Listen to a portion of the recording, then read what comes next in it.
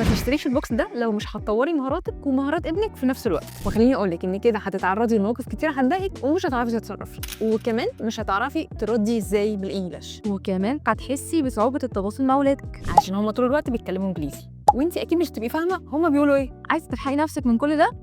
هاتي قهوتك وتعالي نشوف مع بعض.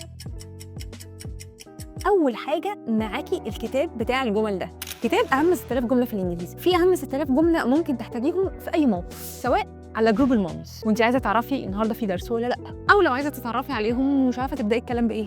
والموقف ده ليه شابتر كامل اسمه Getting Acquainted، شابتر خاص بس بالتعارف، واللي فيها تعرفي ايه انواع التحيات، ازاي تروحي تتعرفي على حد، لو حد حب ان هو يتعرف عليكي ممكن تردي عليه ازاي. وكمان لو رحتي المدرسه ولقيتي في اجتماع للبيرنتس، وما اكتر اجتماعات البيرنتس، مش هتعتذري عن الحضور زي كل مره، لانك برضه هتلاقي شابتر كامل عن الاجري والديساجرينج، اوافق او ارفض.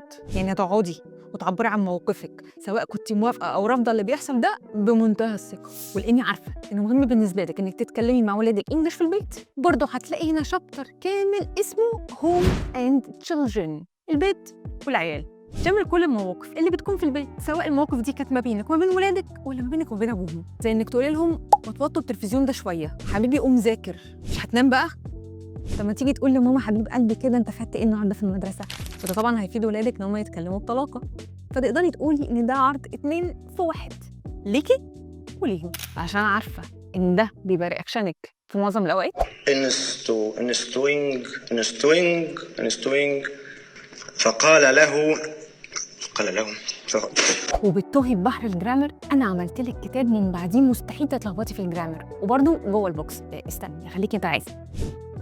جوه البوكس كمان هتلاقي كتاب خريطه جرامر، وده كتاب شامل لكل التنسز اللي انت ممكن تذاكريها مع ولادك، زي present simple، present perfect، future، past، حروف الجر اللي مجنناكي ومجنناهم، وحاجات تانية كتير، علامات الاستفهام اللي بتخليكي محتاره ايه بيجي قبل ايه وايه بيجي بعد ايه، كل ده انتهى. وكمان هتلاقي اسئله تفاعليه بعد كل درس تنشط ذهنك وذاكرتك وتتسلي فيها وانت في العربيه او مستنيه ان القهوه تعمل وش. وخدي بقى المفاجاه الكبرى دي، كل الاسئله دي اجاباتها موجوده في اخر الكتاب عشان تعرفي ايه ظبطتيه صح وايه وقع منك محتاجه تذاكريه تاني. صحيح ما انا نسيت اقول لك، الكتاب ده اصلا معاه كورس جرامر مصور فيه شرح لكل الازمنه اللي انت عايزاها فيديو، مش بديكي كتاب وخلاص. واخر حاجه احب اقول لك، لو بتحبي تضربي عصفورين بحجر واحد، اقول لك مبروك عملتيها بجدارة، لان جوه البوكس ده برضو استني هوريكي خليكي معايا.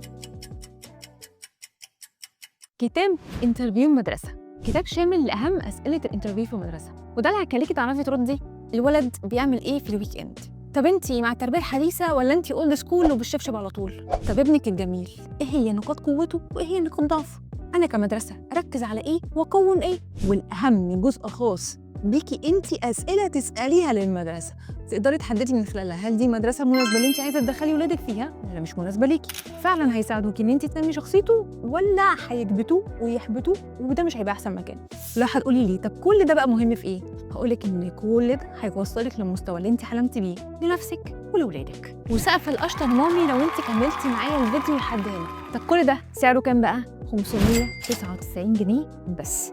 بسرعه لو انت مهتمه تاخدي الاوفر ده ال2 في 1، اكتبي لي كومنت وانا هبعت لك كل التفاصيل.